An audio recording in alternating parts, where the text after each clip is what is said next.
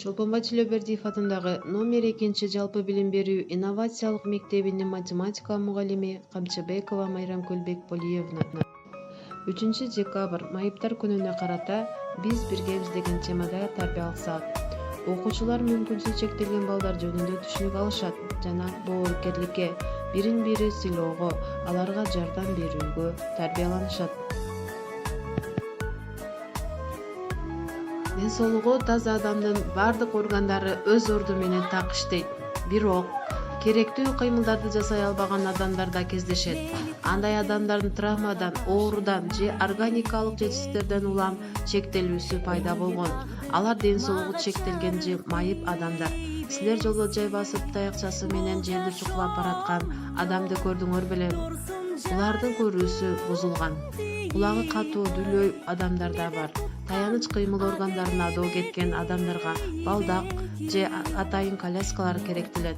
Булардан бөлөк ички органдары дартка чалдыккандарга атайын режим талап кылынып, өз убагында дарыларын алып туруу шарт. Мындай адамдар туш болгон кыйынчылыктарды жеңсе болот.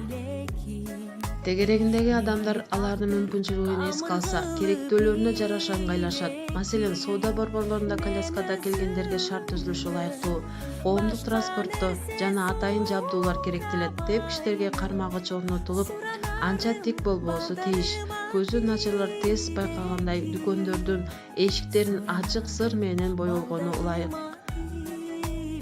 Ден соолугу чектелүү адамдар деле көпчүлүк кишилердей экенин эстен чыгарбообуз зарыл. Кыйынчылыктарга моюн сунбай, алардын айрымдары турмушта чоң ийгиликтерге жетишип, белгилүү атак-даңктуу болгон учурлары көп. Улуу композитор Людвиг ван Бетховендин кулагы катуу болгон, бирок бул кемчилик ага жолтоо боло албаган.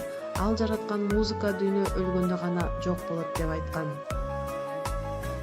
Катуу оорудан кийин Американын президенти Теодор Рузвельттин 2 буту тең шал болуп калган, бирок эл аны 4 ирет президенттикке шайлаган. Азыркы кезде ден соолугу чектелүү спортчулардын олимпиадалык оюндары өткөрүлүп турат.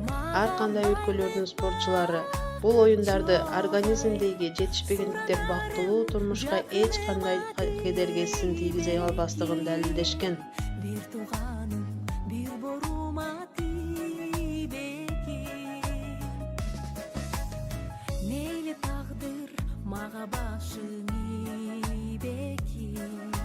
Балдардын майып болуп төрөбөшүнүн 80%-ын түздөн-түз ата-энеси күнөөлүү. Алар тамеки тартышкан, ичкилик ичишкен же баңги зат колдонушкан. Учурдан пайдаланып жаштарга жана окуучуларга жаман жолго түшпөөгө жана зыяндуу адаттардан арылууга кеңеш берет элем. Майыптар кадимки дени суу адамдардай эле адам. Кээде бизден да улук. Майып болсо да ар бир адам ийгиликке жетип, тарыхта изин калтырып кетүүгө ар бирибиздин мүмкүнчүлүгүбүз бар.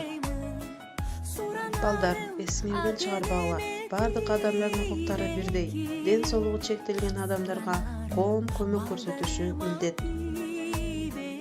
1992 жылы майыптардын 10 жылдыгынын аягында Бириккен Улуттар Уюмунун Генералдык Ассамблеясы өзүнүн 3-резолюциясы менен 3 декабрда эл аралык майыптар күнү деп жарыялаган. Бул жарлыктын максаты майыптыгы бар адамдардын коомдун түзүмүнө киргизүү, өнүктүрүү, майыптар жөнүндө билимди жогорулатуу жана колдоо болгон.